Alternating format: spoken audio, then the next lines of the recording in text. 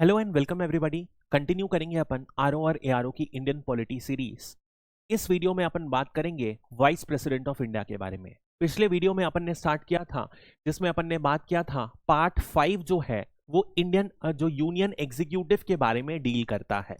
ये एग्जीक्यूटिव में अपन ने देखा था सबसे पहले first citizen of country president, उसके बाद vice president, prime minister, council of ministers और अटॉर्नी जनरल शामिल होते हैं। इस वीडियो में अपन वाइस प्रेसिडेंट के बारे में बात करेंगे। प्रेजेंटली वाइस प्रेसिडेंट धनखड़ जी हैं, उन्हीं के बारे में से कंटिन्यू करते हैं।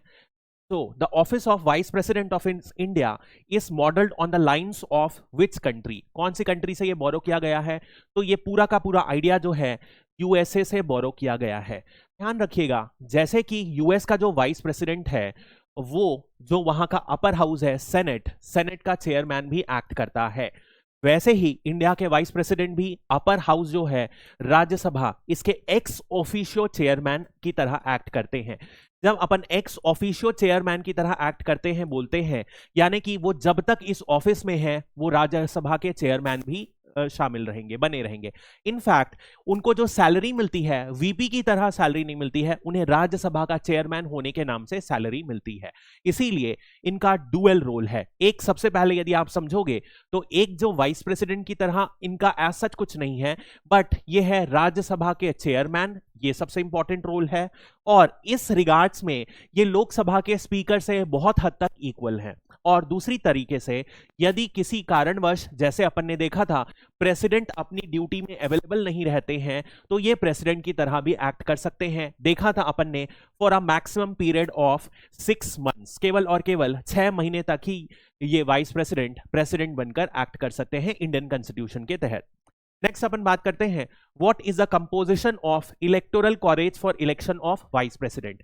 याद कीजिए अपन ने प्रेसिडेंट के इलेक्शन में क्या बात किया था, ये एक इनडायरेक्ट इलेक्शन है।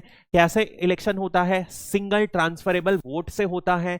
और ऐसे ही एक अपन ने बात किया था लिस्ट होती है, लिस्ट में बेसिकली अलग अलग कैंडिडेट्स को 1 2 3 4 रीनेम करते हैं और जब तक एक मेजॉरिटी नहीं आती तब तक ये कंटिन्यू होते रहता है और फाइनली एक वाइस प्रेसिडेंट इसी दौर पर इसी तरीके से प्रेसिडेंट के लाइंस में भी सेलेक्ट होता है।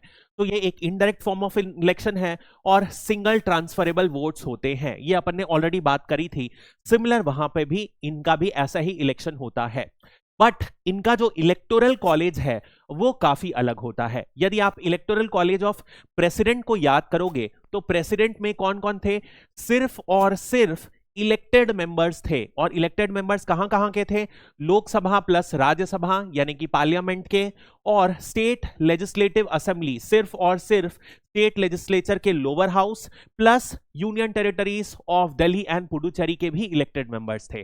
बट इनका यदि देखा जाए वाइस प्रेसिडेंट का, तो सिर्फ और सिर्फ पार्लियामेंट के लोग ही, यानी कि सिर्फ और सिर्फ एमपीस ही इनके इलेक्शन में पार्टिसिपेट करते हैं। और इलेक्शन में यदि अपन देखें तो इलेक्टेड प्लस नॉमिनेटेड दोनों मेंबर्स पार्टिसिपेट करते हैं, अनलाइक प्रेसिडेंशियल इलेक्शन जहां पर नॉमिनेटेड मेंबर्स पार्टिसिपेट नहीं करते हैं। तो exclusively elected members of the both the houses, गलत। Elected and nominated members of both the houses of parliament, B is the most correct statement. तो यहां पर ध्यान रखिएगा, स्टेट लेजिस्लेचर का कोई भी योगदान नहीं है वाइस प्रेसिडेंट के इलेक्शन में, ना ही यूनियन टेरिटरीज का इन्वॉल्वमेंट है। जैसे कि प्रेसिडेंट का इनडायरेक्ट इलेक्शन है, वैसे ही सिमिलर लाइंस में सारा कुछ प्रोसेस वैसे ही होता है। So I am not going to repeat it. Next अपन बात करते हैं who has the final authority to settle doubts and disputes regarding the election of vice president.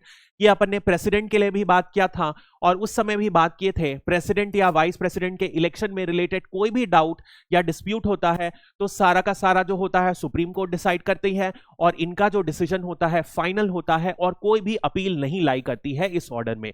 तो इसमें भी सिमिलर है सुप्रीम कोर्ट। नेक्स्ट है who administers the oath of office of vice president of India. तो याद कीजिए president के case में कौन ओथ एडमिनिस्टर करता था? CJI, chief justice of India. और प्रेसिडेंट किसे रिजाइन करता था? वीपी को, वाइस प्रेसिडेंट को। लेकिन यदि अपन वाइस प्रेसिडेंट की बात करें तो ये ओथ और रिजाइन दोनों के दोनों ये प्रेसिडेंट को ही करते हैं। तो ओथ भी कौन दिलाता है वाइस प्रेसिडेंट को? प्रेसिडेंट। और यदि वाइस प्रेसिडेंट कभी रिजाइन करना चाहे तो भी प्रेसिडेंट को ही अपना रेजिग्नेशन लेटर सबमिट करते हैं। तो आंसर होगा टू द प्रेसिडेंट। नेक्स्ट यदि अपन कंडीशन ऑफ ऑफिस बात करें तो यहां पर भी वैसा ही है कि ये मेंबर ऑफ पार्लियामेंट या किसी ऑफिस ऑफ प्रॉफिट में नहीं करना चाहिए। मेंबर किसी भी तरीके का ऑफिस ऑफ प्रॉफिट का ये सदस्य नहीं होने चाहिए। ऑफिस ऑफ प्रॉफिट भी क्या है, अपन ने पिछले वीडियो में बात की थी कि ये संविधान में डिफाइन नहीं है, लेकिन सुप्रीम कोर्ट ने अलग अलग जजमेंट में डिफाइन किया है कि यदि आप मॉनेटरी या नॉन मॉनेटरी बेनिफिट होता है यदि आपके पास कोई एक्स्ट्रा पावर मिल रहा है जिससे आप इंफ्लुएंस कर सकते हो, उसे नॉन मॉनेटरी बेनिफिट कहते हैं।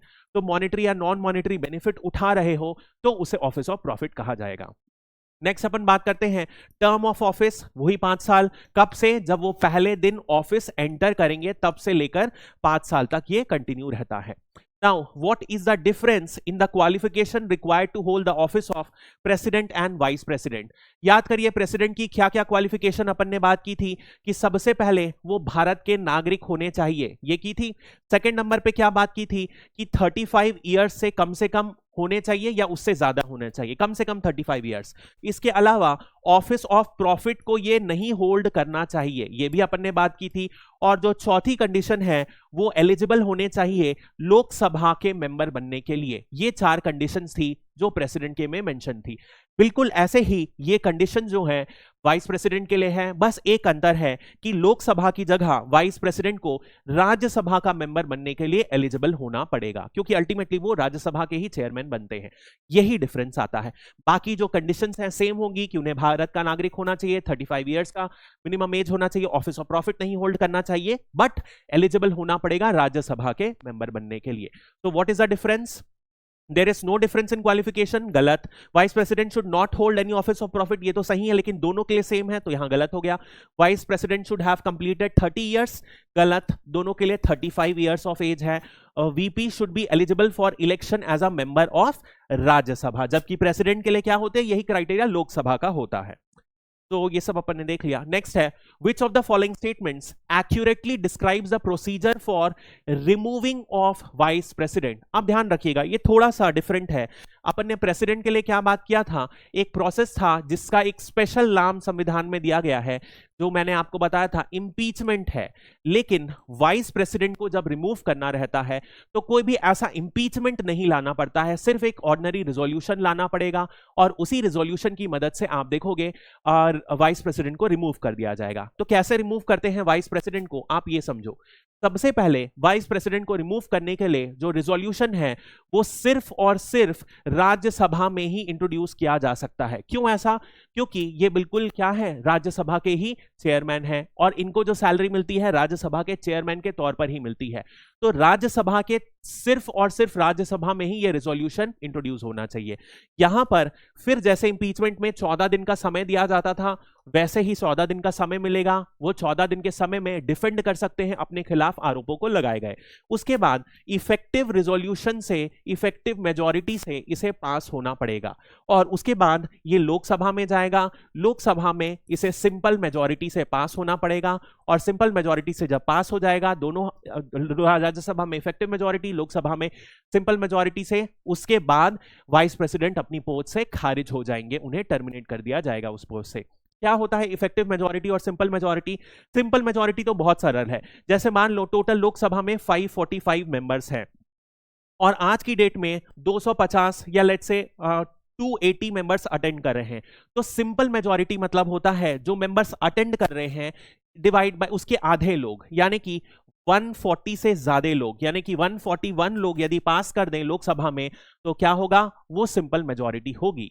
सिंपल जितने भी मेंबर्स प्रेजेंट हैं, जितने टोटल मेंबर्स हैं उससे कोई रिलेशन नहीं है, लेकिन जितने प्रेजेंट मेंबर्स हैं उनके 50% ले लो, उससे ज्यादा यदि हाँ बोलते हैं तो वो सिंपल मेजॉरिटी है। लेकिन इफेक्टिव मेजॉरिटी क्या होती है? इफेक्टिव मेजॉरिटी में जैसे लोक राज्यसभा में मान लो 245 मेंबर्स हैं, लेकिन 245 मेंबर्स में सिर्फ और सिर्फ लेट्स से 120 मेंबर्स प्रेजेंट हैं, तो इफेक्टिव मेजॉरिटी मतलब इस 245 मेंबर्स के आधे से ज्यादा लोग प्रेजेंट होने चाहिए, यानी कि 125 मेंबर्स को हां बोलना है, तभी और तभी वो पास माना जाएगा। यदि सिर्फ और सिर्फ 120 मेंबर्स प्रेजेंट हैं तो क्या पॉसिबल होगा? नहीं होगा। तो दिस इज द डिफरेंस, ध्यान रखिएगा, बुक्स में क्लियर नहीं दिया रहता, ये प्रोसेस को समझिएगा। राज्यसभा में इफेक्टिव मेजॉरिटी यानी कि टोटल मेंबर्स जितने होते हैं उस राज्यसभा के सेशन में टोटल कितने मेंबर्स हैं उसकी मेजॉरिटी, और सिंपल मेजॉरिटी लोकसभा में पास होना पड़ेगा। तब जाके जब ये दोनों पास हो जाएंगे तब जाके वाइस प्रेसिडेंट रिमूव हो जाएंगे। तो a removal resolution needs to be passed by a effective majority in Rajya Sabha and a simple majority in Lok Sabha. This is the answer. जबकि यदि आप याद करिए प्रेसिडेंट के लिए क्या था, प्रेसिडेंट के लिए एक क्लॉज था, जितने भी मेंबर्स हैं उसके 2/3 ऑफ द मेंबर्स दोनों लोकसभा और राज्यसभा में जब रेजोल्यूशन पास करेंगे तब उनको इंपीच किया जा सकता है।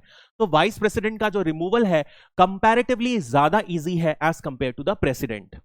नेक्स्ट अपन, so this is the idea we have done. और एक और बात ध्यान रखिएगा, जो वाइस प्रेसिडेंट का रिमूवल ग्राउंड है, किस ग्राउंड पर उन्हें रिमूव किया जा सकता है, वो संविधान में मेंशन नहीं किया गया है। याद कीजिए प्रेसिडेंट के लिए क्या ग्राउंड था रिमूव करने के लिए, वॉयलेशन ऑफ कॉन्स्टिट्यूशन, संविधान का किसी भी तरीके से वॉयलेशन होगा तो रिमूव किया जा सकता है प्रेसिडेंट को। ये ग्राउंड मेंशन नहीं है वाइस प्रेसिडेंट के केस में।